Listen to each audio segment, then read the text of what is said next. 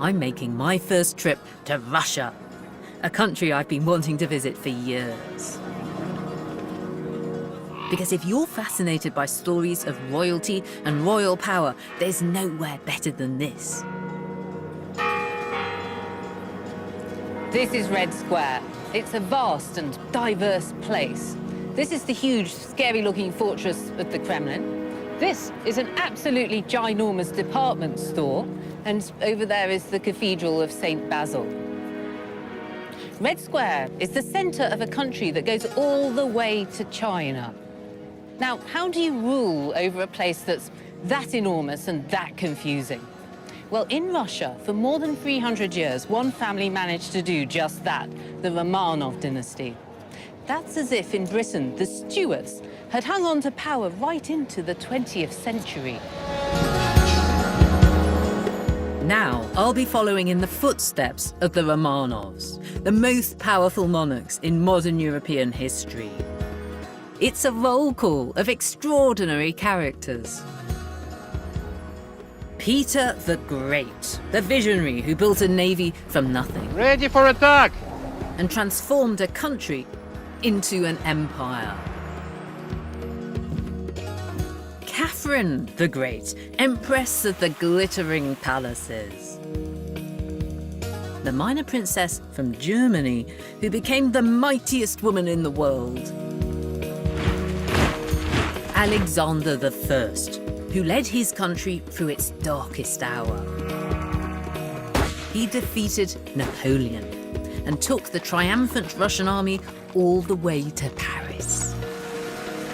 But behind the spectacular facades lie stories of intrigue, betrayal, scandal, even murder.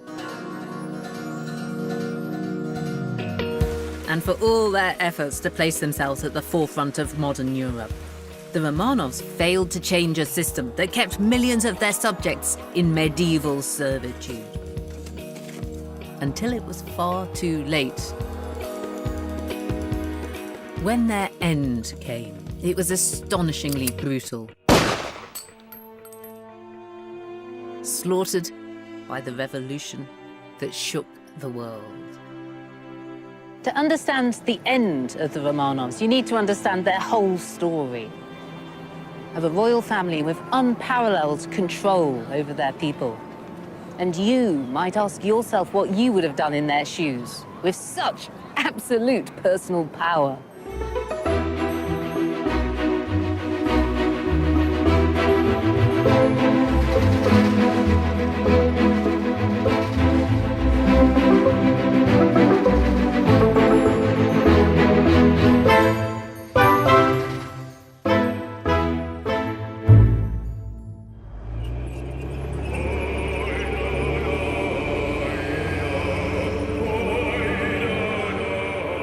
For anyone who grew up during the Cold War, it's hard to shake off the image of Russia as intimidating and impregnable. A bona fide superpower under the iron rule of the Kremlin. Images of military might on display in Red Square have been seared into our minds. Yet the age of the Romanovs began in a power vacuum. And in this programme, we'll see how in little more than a century, this dynasty turned around Russia's fortunes.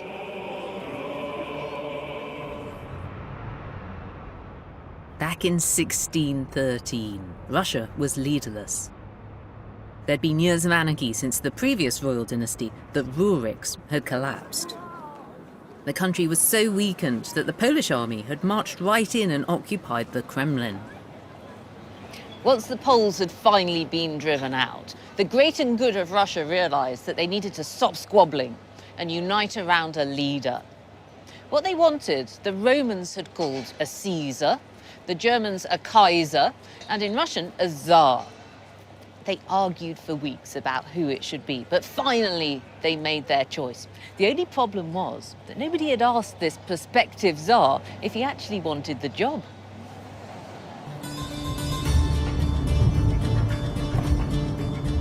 a high-powered delegation set out from Moscow to find their hoped-for leader and bring him the good news. Their number included nobles and leading churchmen, the power brokers of Russia, or Muscovy, as it was also known.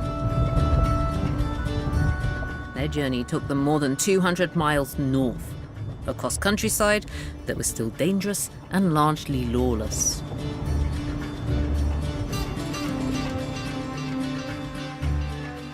And this was their destination, the Ipatiev Monastery, overlooking the mighty river Volga. It was still winter, and with no bridge back then, the delegation had to cross the ice to get to the monastery.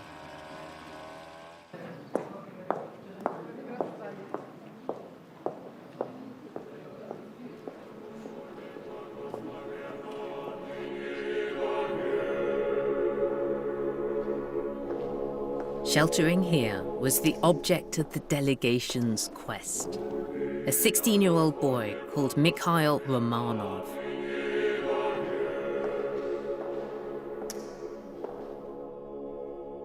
But although the Romanovs were a well-known noble family, power was the last thing that he wanted.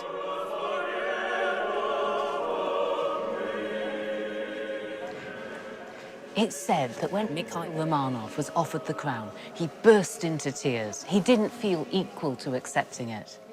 And his mother was furious with the delegation. She said, "Niet, no, you shouldn't have offered my son such a dangerous responsibility." But the delegation said, "It's not up to us, it's not up to you, it's God who wants you to do this thing."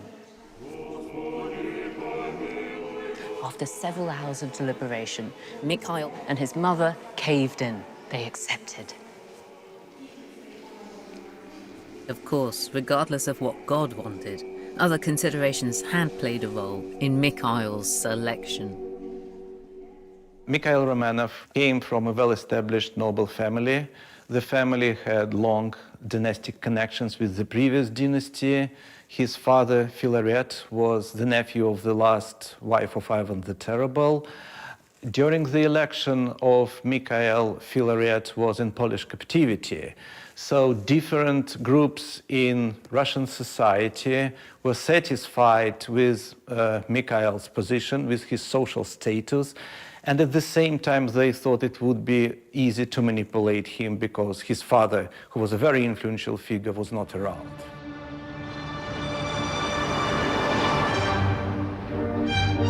Under heavy protection, Mikhail now traveled to his coronation in Moscow. Here, in a lavish ceremony before the massed ranks of Russia's nobility and churchmen, he was given the all-important divine seal of approval at the Kremlin's Cathedral of the Assumption. This is the Russian equivalent of Westminster Abbey. All the Tsars and emperors came here for their coronations. Mikhail Romanov was just short of 17 when he was presented with the crown, the orb, and the scepter, presumably to a great big sigh of relief from the Russian people. Свят Господь Бог наш.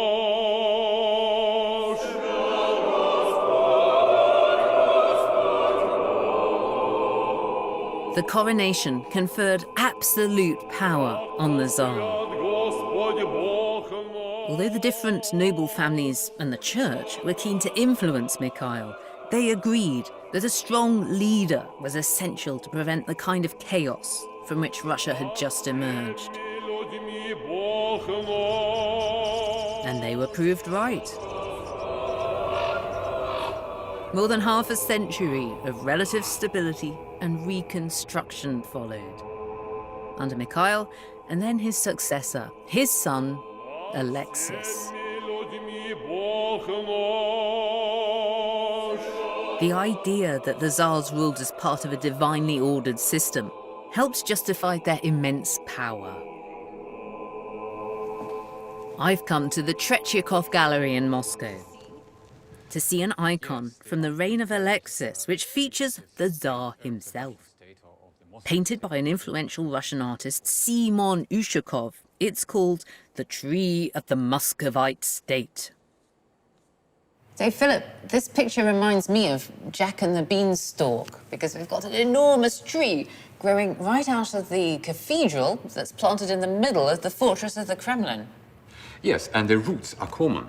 You see, there's common root for both church power and state power. They grow together, they act together. A very central idea for medieval Russia.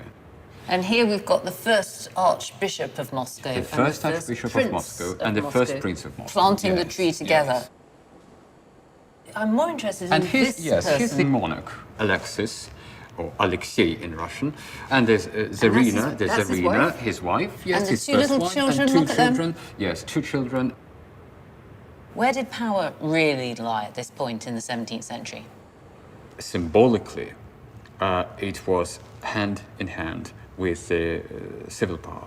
But in reality, of course, the civil power was much stronger, which is not depicted here.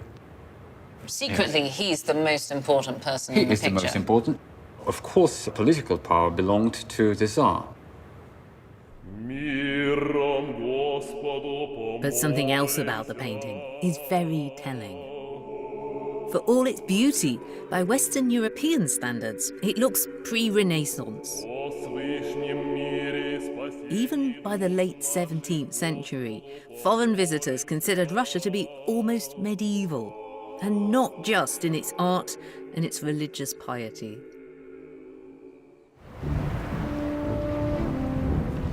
Beyond the walls of Moscow lay a vast, sparsely populated backward country. Russian territory stretched from the southern steppes to the Arctic and thousands of miles east into Siberia. In the late 17th century, Russia was 100 times the area of England and Wales. But it had less than twice the population. And this overwhelmingly rural country was hugely underdeveloped. Apart from churches and fortifications, stone buildings were virtually unknown in Russia.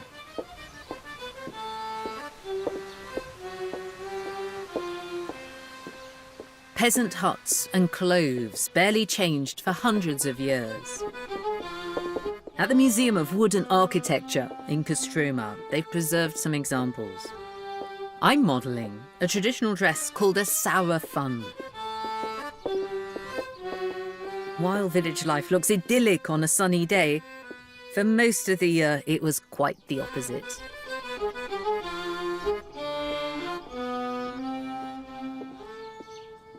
Russia's climate was notoriously harsh. Imagine trudging along here through the mud in the wet or the snow in winter. But despite the inhospitable terrain, the majority of Russians, right into the 19th century, had to scratch out a living from the land. They also had to cope with the social reality of serfdom. This was a practice that was dying out in Western Europe. But in 17th century Russia, it was actually on the rise. And if you were somebody's serf, you were effectively their property to be bought or sold. Agriculture was the mainstay of Russia's economy. And serfdom guaranteed the landowning nobility a captive workforce. The peasants couldn't just up and leave in search of better pay or conditions elsewhere. Serfdom lasted and increased in the 17th century simply because it was found in the interests of both nobles and state to do so. The nobles had already established that they needed to have control over the movement of their serfs, and to some extent it was in the interest of the state as well, to keep people in one place, to tax them, to control them, and to reward the nobility for their service. So serfs were wealth in a way that they weren't in the West. Bodies were wealth. But towards the end of the 17th century, it looked like things might change. Russia gained a new Tsar. Driven by an obsessive desire to modernize the country, he was convinced that Russia's future depended on it looking westwards, to Europe.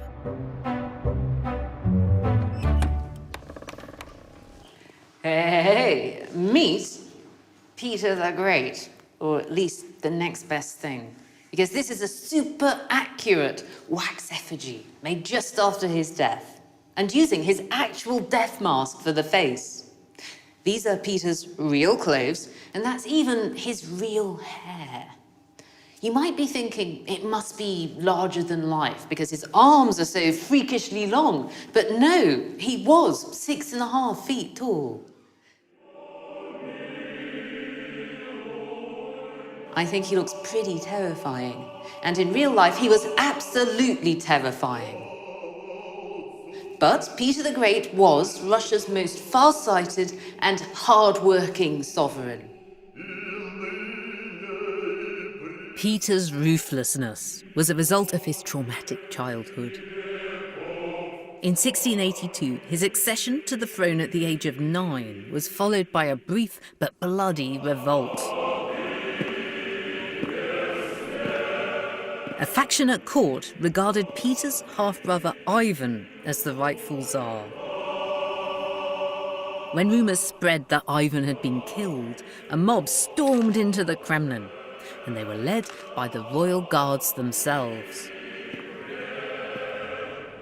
To calm the situation, Peter's mother walked out onto the palace balcony at the top of this staircase. She was holding hands with both Peter and Ivan to prove to the mob that they were very much still alive.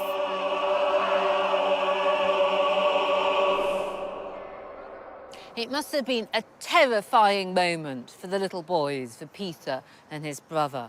But when the rebels saw that they were still alive, everything calmed down. It seemed to work. But then a second wave of violence came sweeping through the palace. The rebels came rushing up this staircase.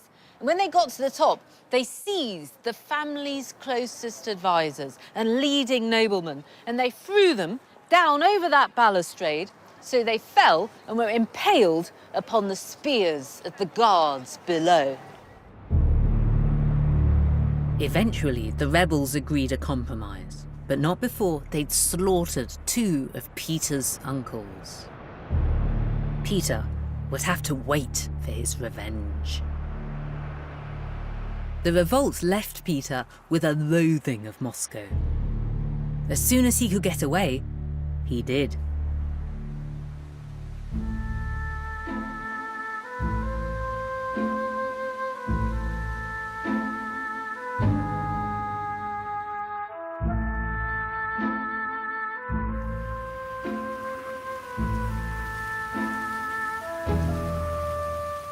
This is Lake Plesheva, 90 miles north of the capital. And it's on these waters that the teenage Peter felt truly at home.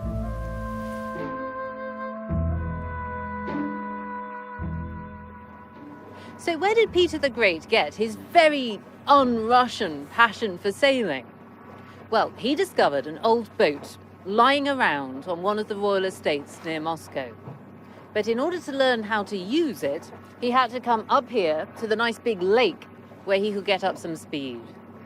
And it was on the waters of this lake that a new vision of the future of Russia began to take shape in Peter's mind.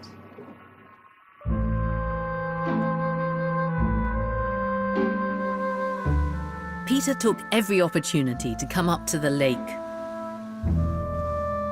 He employed foreign experts to teach him not just how to sail the boats, but how to build them.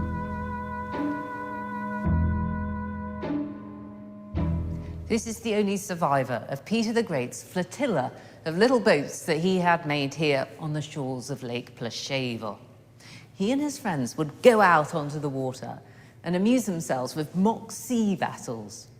The small ships became known as Peter's toy navy, but his ambition went much further than simply messing about with boats.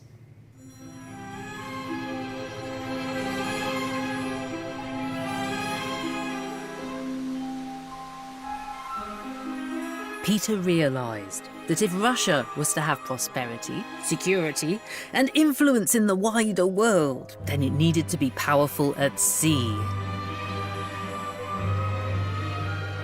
There's a saying that a ruler with an army has one hand, but a ruler with a navy has two. Whether or not this saying really was coined by Peter the Great, there's no question that he believed it. European powers, like the English and the Dutch, were making fortunes from maritime trade. But despite its size, Russia was effectively landlocked. It had just the one proper seaport in the far north, and that was frozen up for half the year. More urgently, Russia's two most threatening neighbours, Sweden to the west and Turkey to the south, both had formidable navies. Russia needed a fleet of its own. It needed maritime expertise. It needed a major new seaport that could be its gateway to the world.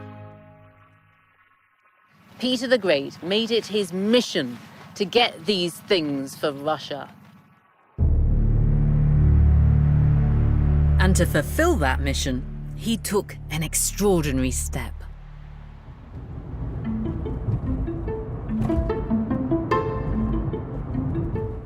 In 1697, at the age of 24, Peter left his kingdom in the hands of his advisors and set off to spend a gap year in Europe. Here he was to study shipbuilding and the latest developments in maritime science. The journey became known as Peter's Grand Embassy. He spent several months in Holland working in a shipyard.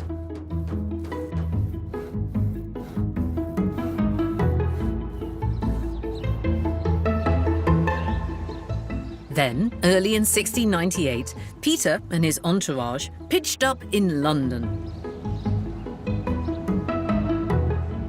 And one of the first places he visited was the Royal Observatory at Greenwich.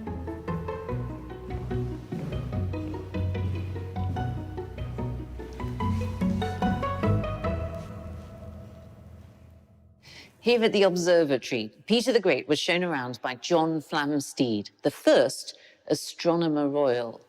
Together, they looked through a telescope at the planet of Venus. But this wasn't just sightseeing. Peter wanted to check out Britain's first purpose-built scientific research facility. It's hard to think of a building that could have appealed to Peter more. It had the express purpose of using astronomy to improve navigation at sea.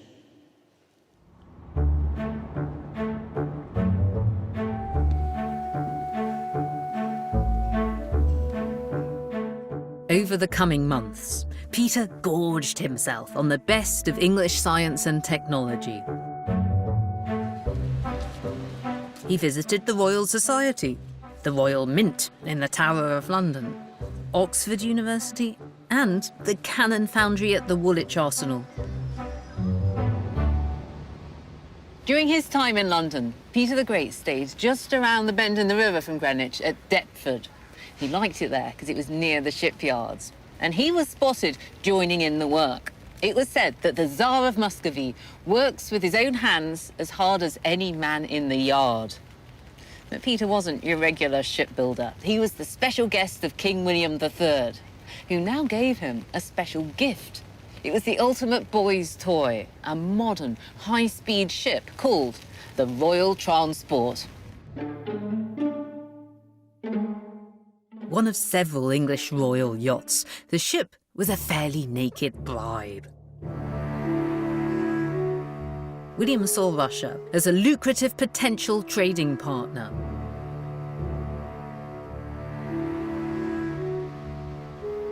Peter soon befriended the ship's designer, the Marquis of Carmarthen.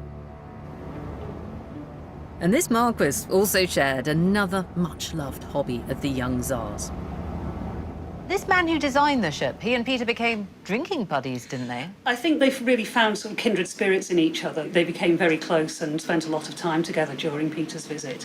And yes, drinking was a big part of that. Well, I think we know what their favourite tipple was. Brandy laced with peppers. That's an interesting idea. Indeed. Let's see what that tastes like. Probably fair to say that the English couldn't teach the Russians much about drinking. But at the same time, Carmarthen did actually introduce Peter to this drink. So this is the special drink of the shipbuilders of Deptford. Indeed. And Peter the Great got a taste for it. Yes. Okay. Pepper-flavoured brandy. Oh, that's foul. That's really not very nice at all. Oh, you swallowed that. Yeah, that's not as bad as I was expecting. So when Peter and his friends were in London, they were staying in Deptford on the river, they got up to some other naughty tricks, didn't they? They certainly did, and they were described by one of the Sayes Court servants as where they were staying as being right nasty in their behaviour. They basically trashed the place completely. They used portraits and paintings as target practice. They burnt all the chairs as firewood. They destroyed the furniture, tore up the beds, knocked a hole in the wall so that Peter could get out to the river easily. And they used to race wheelbarrows with people inside them through the hedges. Is that because they hadn't seen wheelbarrows That's before? exactly right. Yes, these were entirely new to them, so this was seen as a great sport. Peter is beginning to sound like he's a complete mass of contradictions. Is that fair? I think it is. I mean, we see, on the one hand, his scientific interests, and alongside that, he's behaving like a complete lunatic. During his year in Europe, Peter not only acquired a royal yacht, he also purchased several shiploads of the latest maritime equipment. And who knows, maybe a few wheelbarrows to remind him of good times in Deptford. He hired European shipbuilders and sailors to bring their expertise to Russia and to teach the skills that he and his retinue had learnt for themselves in Holland and England. Peter also got a feel for life in prosperous modern European cities. He saw how their citizens behaved, where they lived, how they dressed. The contrast with his superstitious, conservative homeland couldn't have been more marked. And as if to underline the point, in August 1698, he was forced to hurry back to Moscow. The palace guards had rebelled again.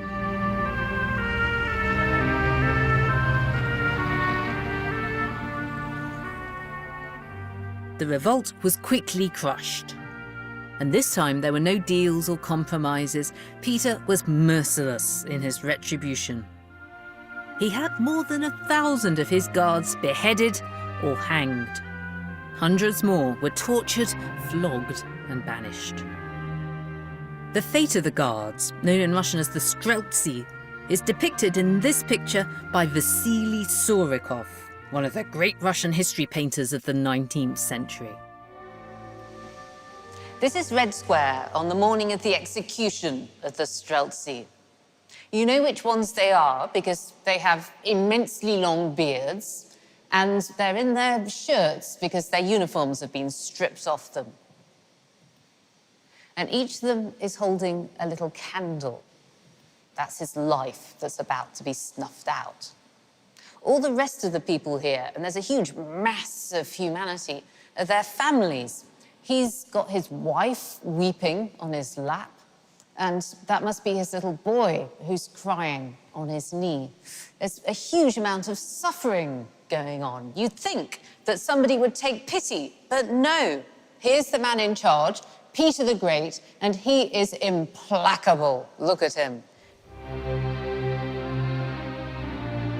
He's saying this lot are absolutely going to that gallows in the background.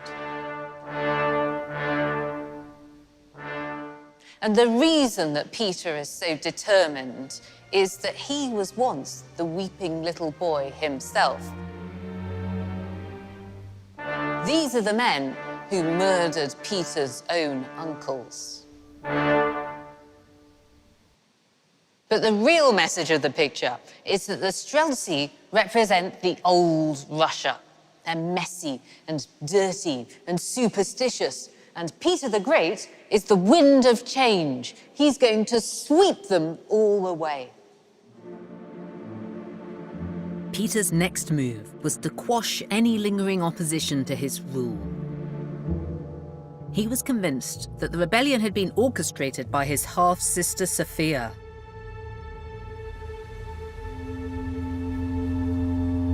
He didn't execute Sophia, but he did what was considered the next best thing. He forced her to become a nun and spend the rest of her life largely in solitary confinement, here at the Novodevichy convent in Moscow.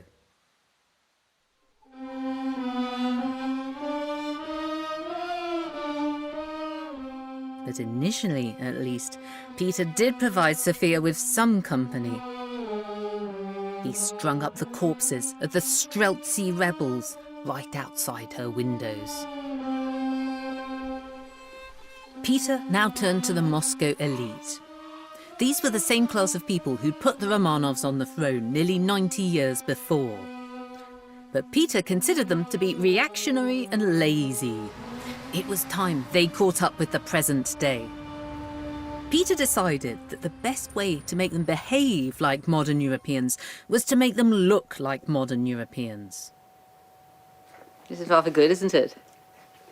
Bit Tsarish, bit furry, bit velvety too. Very nice.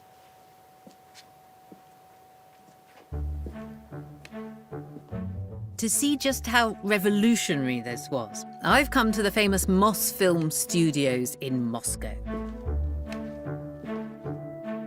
Many a historical epic has been filmed here.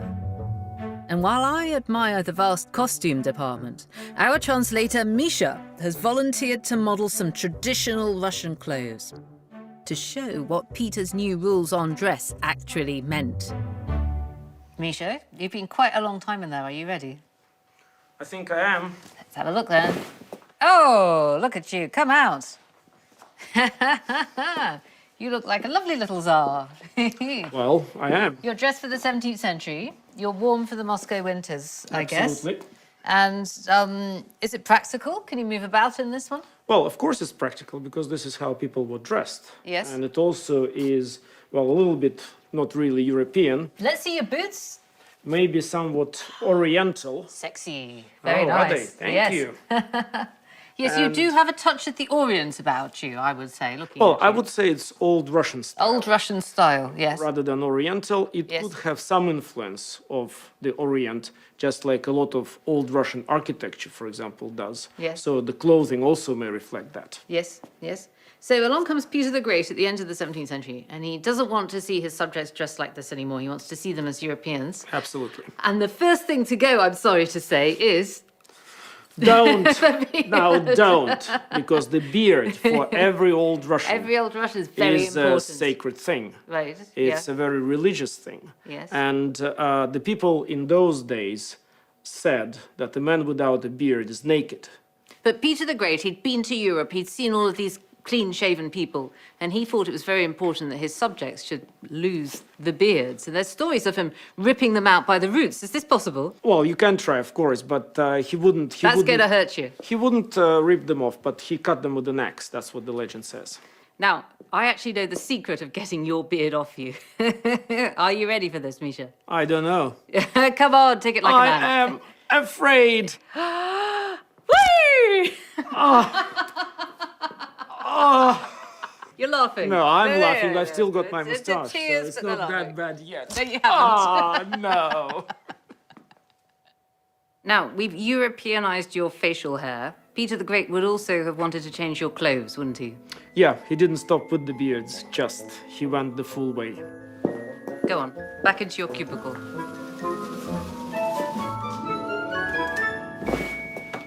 Ta-dam! Very good, fantastic. Oh, fantastic. So here you are, all Europeaned up. Now, it strikes me that your shoes are better for dancing, but not so good for walking across a snowy plain. Absolutely right. For snow, this is horrible. I would freeze my feet off. And how are you feeling about it as a Russian nobleman? I, for one, am extremely unhappy because I was used to my warm, good Russian clothes. Yes? Where I can wander around In the snow? in the snow without doing a single thing, just Yes. direct my hundreds of thousands of serfs and do nothing. And are you feeling a bit drafty in the chin department? Absolutely naked, Lucy. What can you do about this as an early 18th century nobleman? Well, the thing is that the noblemen had really no choice. The clergy and the people in the fields, the peasants as they were called at the time, they continued having beards. They could actually pay for their beards. And there is a little token here, and it shows that I have paid, or whoever, paid a beard tax. And once you wear it around your neck to show that you have paid for it, you can have your proud Russian beard. Tiny little beard on it. Look at that. I think that there's something that I owe you, as you're clearly a beard tax payer. You can have your beard back. Oh, thank you. Thank you so much. Enjoy your facial hair. До свидания.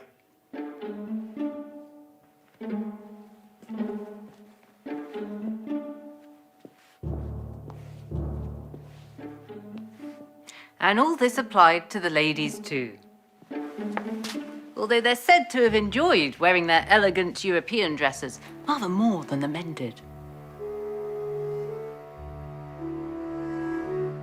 Peter's assault on the traditions of old Moscow left the capital reeling. But the Tsar was already planning what was to be his boldest move yet. In 1703, Peter packed up and left Moscow once again. Dear passengers, please prepare your tickets to be checked and listen to the information announcements.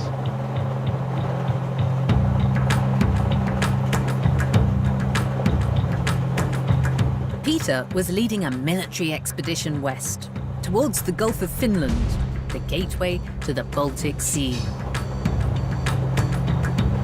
On the high-speed train, it takes me less than 4 hours.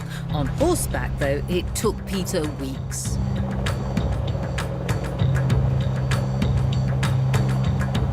He was venturing into barely charted territory, swamplands with just a few isolated fishing settlements. Most dangerously of all, this was land claimed by Sweden, the most powerful country in the Baltic region. It was when Peter reached the banks of the Neva River that the objective of the exercise became clear.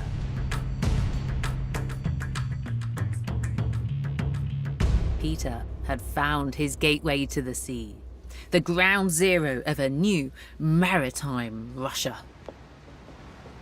Legend has it that this is pretty much the exact spot where Peter the Great got off his horse and declared, "Here will be a city." Luckily, there was even an eagle hovering over his head as he spoke, to make it even more like an epic Bible story. And Peter did have pharaoh-like powers over his subjects. He was able to bend his serfs, his nobles, and even nature to his will. And so, with frightening speed, what had been a mosquito-ridden marshland over there was turned into this great city.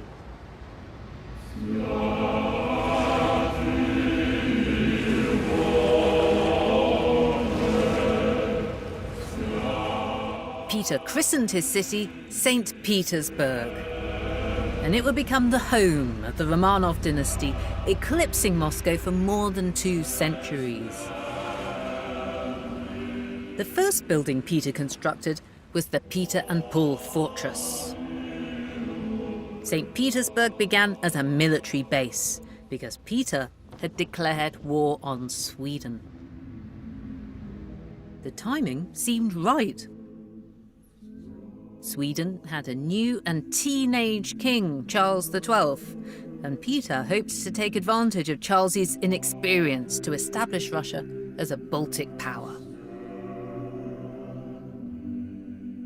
I think there was the thought that the young Charles XII might prove an easier target than his more celebrated ancestors had done, but it was still quite a risky project to take on. There was no sense that Sweden was in any sense a declining power, and of course behind Sweden, this was the crucial Swedish advantage, lay the diplomatic power of Louis XIV, the greatest international power of all. The Swedes were French clients in diplomacy. So it was certainly risky to try anything on. War with Sweden gave Peter the excuse to fulfill perhaps the longest held of all his dreams. With its easy access to the Baltic Sea, St. Petersburg became the base for Peter's next grand project, the building of a navy.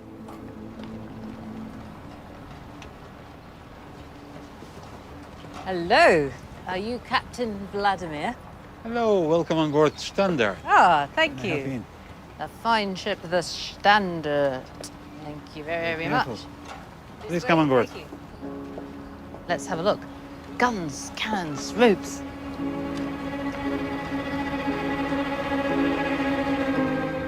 This is a replica of Peter the Great's flagship frigate, his pride and joy, the Standard. Peter sailed in the 1703 original himself. It was modelled on the Royal Transport, the English ship he was given by William III. Stand by for departure. The Standard was the biggest of 10 ships that Peter managed to build in just 5 months. As the war with Sweden escalated, the fleet had to be constructed at breakneck speed. She's brave. Oh, What's the word for fantastic? fantastic. Fantastic!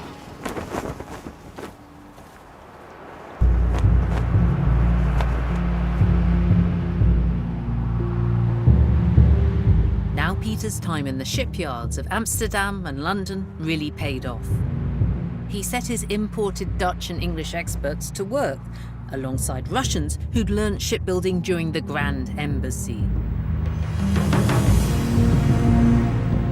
Above all, it was probably Peter's own hands-on involvement that ensured the Standard was completed so quickly. Midships now. Yes, Captain Vladimir. Peter's new and untested navy would be like David taking on the Swedish Goliath. The Standard had to be more powerful and more maneuverable than anything the Swedes could muster.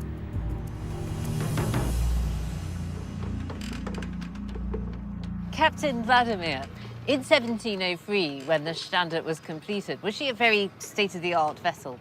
For that time, the steering wheel was a kind of technological innovation, very advanced. The steering wheel came on the stage in 1700, 1701. Oh, not And in very long before. 1703, the Russian fleet was equipped with a steering wheel, which make ships very maneuverable Yes. and very well controlled. So that was something very special. And artillery, the cannons were very powerful. That was 6-pounders.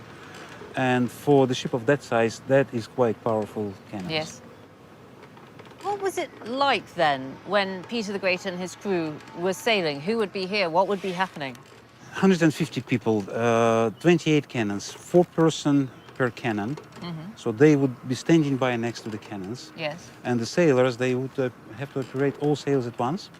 So in battle, during the maneuvers, the sailors would be standing by on lines for bracing the yards, for hoisting sails, for setting sails. Peter was gambling that his new ships and their crews would give the Swedes a nasty surprise. And they did. Ready for attack! The Standard soon saw action, exchanging fire with Swedish warships while defending Kronstadt, the Russian naval base in the Gulf of Finland. Over the next 6 years, in what became known as the Great Northern War, Peter used sea and land forces to consolidate his position in the Baltic region. on several occasions, he led his own men into battle. Do you admire him? He's my hero, and that is because he was thinking more about the country, not about himself. His own wealth was not that important. His life has a really clear target, goal, and mission. The Great Northern War dragged on for 2 decades. And in the early years, Peter was sorely tested. Charles XII of Sweden may have been young, but he proved to be a formidable military commander. Charles was preoccupied with war. War was his main passion. Peter was also very interested in war, and there is an argument that all reforms initiated by Peter were actually dictated by his interest in war. So we have 2 figures who had very strong interest in war, very deep sense of involvement in international affairs, so the conflict was unavoidable.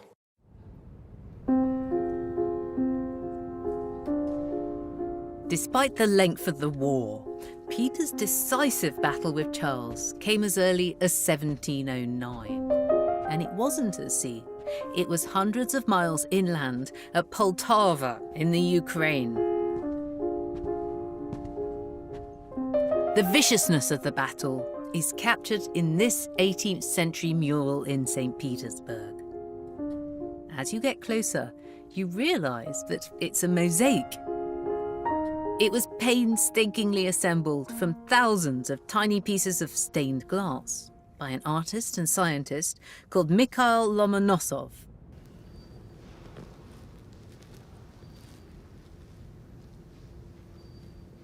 Here is Peter the Great with his very distinctive mullet haircut, and he's got his sword out, ready to cut the heads off some Swedes, and he's leading the troops in person, as he did in 1709. The leader at the other side is King Charles XII of Sweden, up there. He's riding in a sedan chair because he'd hurt his foot before the battle. You might also notice that he's much, much, much smaller than Peter the Great in this image. And in this little scene, a bloodthirsty Russian showing his white teeth is about to skewer this poor Swede with his sword. It was a decisive victory for the Russians, but not just because of their bravery. They also completely outnumbered the Swedes.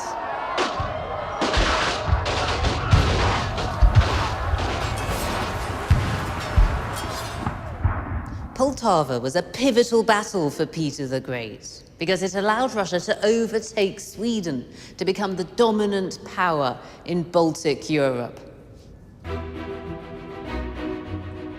The security of St. Petersburg was now assured.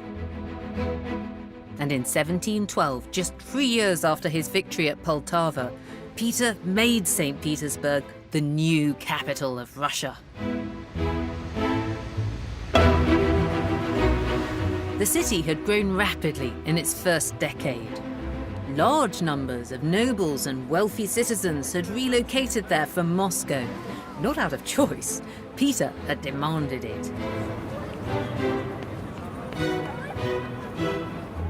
With its canals and stone buildings resembling Venice or Amsterdam, St. Petersburg presented foreign visitors with Peter's vision of a modern, Europeanized Russia, one full of thriving commerce and rational order.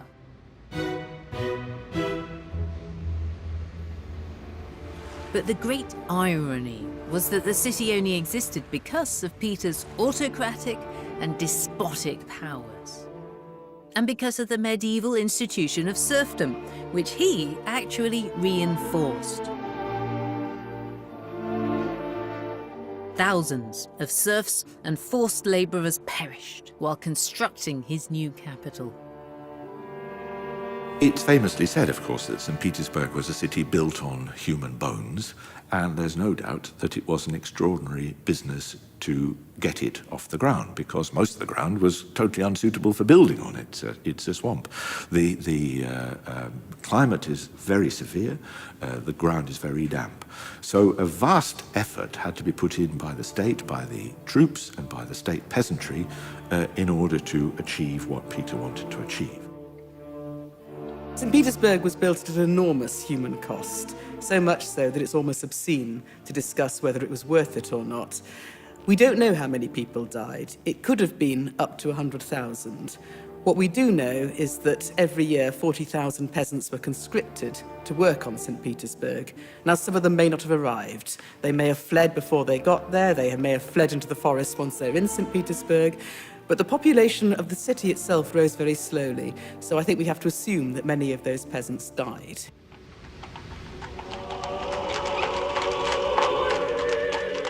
Peter's ruthlessness didn't stop at the palace gates. When he got bored of his first wife, Evdokia, he packed her off to the convent in Moscow.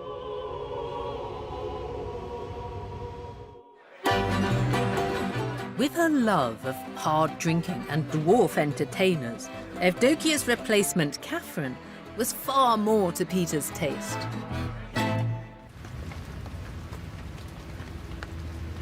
Peter's eldest son and his putative successor, Alexei, presented a more intractable problem. Now in his 20s, Alexei seemed incapable of and uninterested in following in his father's footsteps.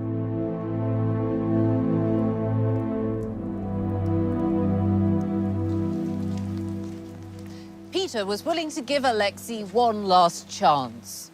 He wrote him a letter full of admonitions, telling Alexei to get his act together. And if Alexei failed, well then Peter had a threat to make. I will cut you off like a gangrenous member. For if I have not spared myself in the service of our country, why should I spare you?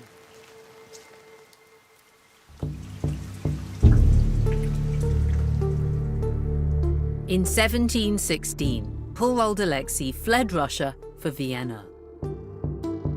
Peter was furious. He suspected a conspiracy.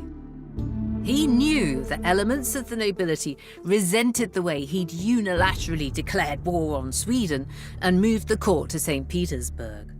Might they now be rallying around his son? Peter enticed Alexei back to St. Petersburg. He promised him clemency. But then he had him locked up. Here at the fortress, Alexei was interrogated under torture. He was whipped. And when his back was all covered in blood, he admitted, as anybody would do, that he had conspired and plotted against his father. A court sentenced poor Alexei to execution. But before this could happen, he was discovered mysteriously dead. Some people think that this was the effects of the torture, others that he'd been poisoned in order to spare Peter the Great the humiliation of having to publicly execute his own son.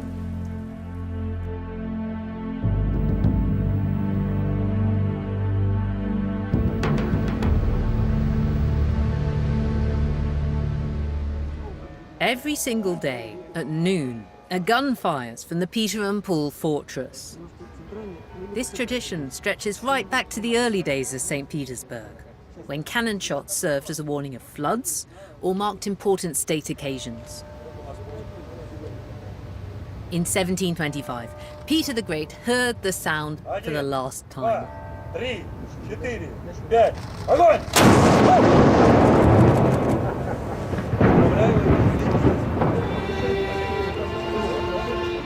He took ill and died on February the 8th. An autopsy revealed that Peter had gangrene at the bladder. He was just 52. Russia had lost more than a Tsar. Just 3 years earlier, on the back of his Baltic conquests, Peter had been proclaimed emperor. The Russian Empire would now last as long as the Romanov dynasty itself.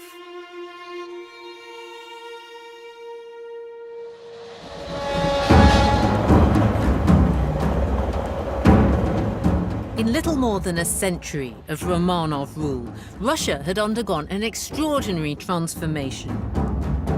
Mikhail I had inherited a war-torn backwater. But he and his son Alexis used their absolute power to bring stability and continuity. But Russia would have remained obscure and backward if Peter the Great hadn't developed a boundless vision, and then let nothing stand in his way. He gave his country a navy, a new capital, an empire, and above all, a future.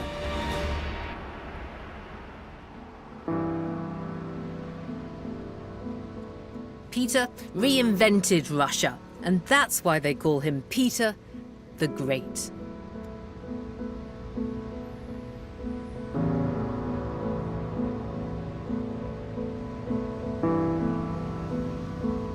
Half a century after Peter's death, this statue was erected to him in St. Petersburg.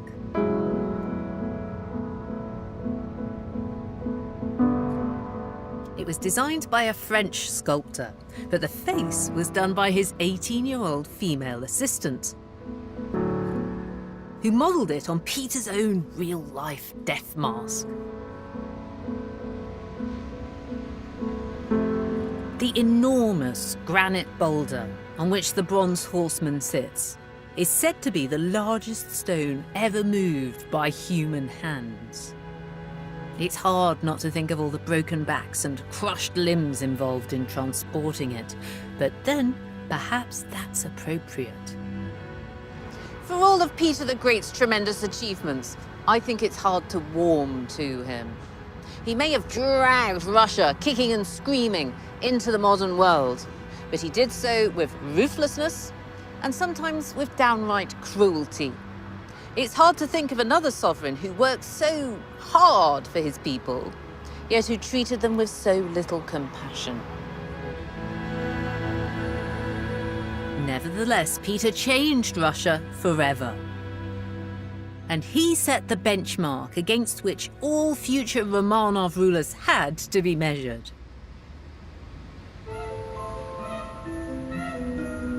But one of them would unashamedly claim Peter's mantle. She was the woman who erected this monument to him.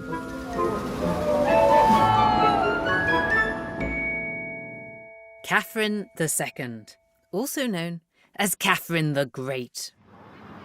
But if you look at their names on the base of the monument, you might think that Catherine's is in a slightly bigger font than Peter's.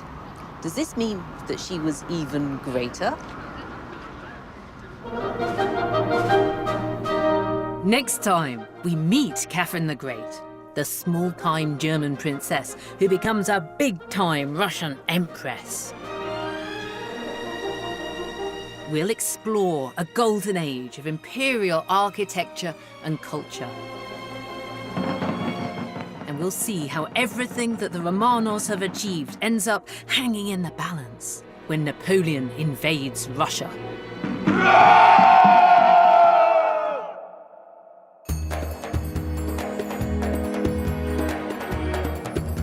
And part 2 of Empire of the Tsars is here on BBC4 at the same time next Wednesday. Next tonight, off to the Queen's Castle as we get a glimpse behind the scenes.